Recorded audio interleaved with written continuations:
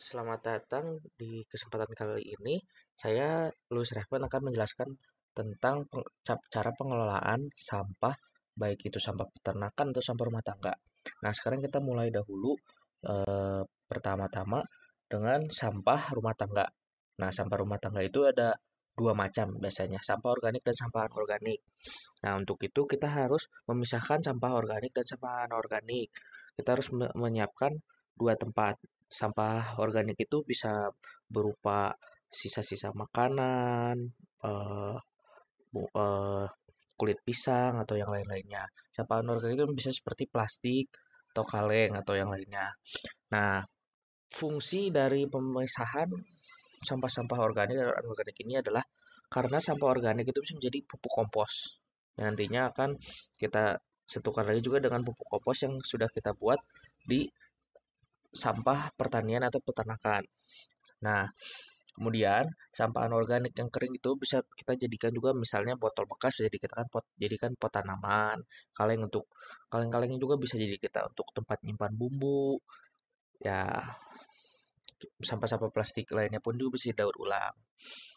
Kemudian ada satu hal juga yang yang bisa kita pakai yaitu sisa minyak jelantah. Sisa minyak jelantah itu bisa kita kirimkan ke instansi pengolahan minyak eh, dan tidak kita buang saja di seperti wastafel atau di sungai. Kita bisa berikan ke instansi pengolahan minyak. Nah, begitu. Kemudian untuk sampah peternakan dan pertanian. Untuk mungkin kotoran sapi atau kotoran ayam bisa kita jadikan kompos. Nah, kemudian untuk sampah pertanian ini seperti sampah sayuran, eh, komposisi sampah sayuran yang paling banyak ditemukan itu biasanya bayam, sawi putih, sawi hijau, kol dan sebagian kecil sayuran yang lain. Itu biasa menjadi sampah pertanian. Nah, sampah sayuran ini biasanya diangkut menuju tempat pembuangan akhir, sedangkan sisanya akan tertinggal. Sampah sayuran yang belum mendapatkan penanganan khusus dan akan menimbulkan pencemaran lingkungan. Untuk itu, sampah sayuran bisa juga kita jadikan kompos juga. Nah, dari tadi saya sudah bilang pupuk kompos, kompos, kompos, dan kompos. Nah, sekarang saya akan memberitahu bagaimana cara membuat kompos itu. Pertama, kita akan menggunakan eh, kita bisa menggunakan eh, kotoran kotoran hewan atau bekas sampah-sampah organik dari rumah tangga. Nah, apa itu sampah-sampahnya? Bisa kita lihat yaitu sayuran-sayuran atau daging yang sudah busuk, daun-daun atau rumput, bumbu-bumbu dapur yang sudah kadaluarsa, bulu hewan yang rontok, dan terakhir bisa juga potongan kayu. Nah, sekarang ketika kita akan membuat pupuk kompos ini, sebelumnya kita harus menyiapkan bahan-bahan tersebut dahulu. Kemudian kita harus menyiapkan tanah, air secukupnya, arang sekam, kapur, dan cairan pupuk EM4. Nah, sekarang setelah kita menyiapkan barang-barang tersebut, kita langsung bisa membuat pupuk kompos itu.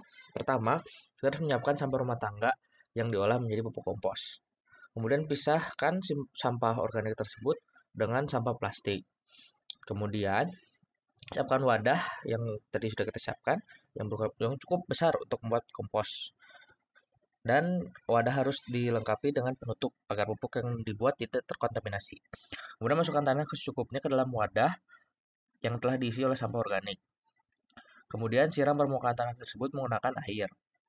Kemudian, masukkan sampah organik yang telah dicampur dengan aram sekam dan kapur pertanian ke dalam tanah wadah.